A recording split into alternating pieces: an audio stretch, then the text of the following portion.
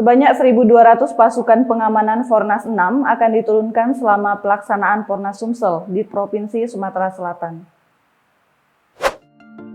Para pasukan pengamanan Fornas 6 yang bakal diturunkan nantinya berasal dari unsur TNI, Polri hingga Satpol PP di 21 lokasi venue Fornas Sumsel terhitung mulai 1 hingga 7 Juli 2022.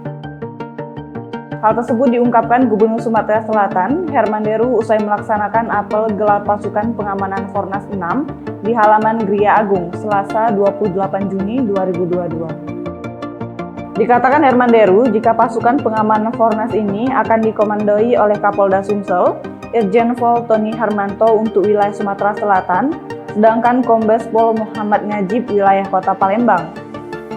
Lanjut Herman Deru, para kontingen Fornas Sumsel akan mulai berdatangan mulai Selasa 28 Juni 2022, di mana total peserta mencapai 12.000 peserta. Oleh karena itu, Gubernur Sumatera Selatan mengimbau kepada masyarakat agar dapat berpartisipasi untuk menyukseskan Fornas Sumsel dengan cara memberikan rasa aman dan nyaman kepada kontingen berdatangan.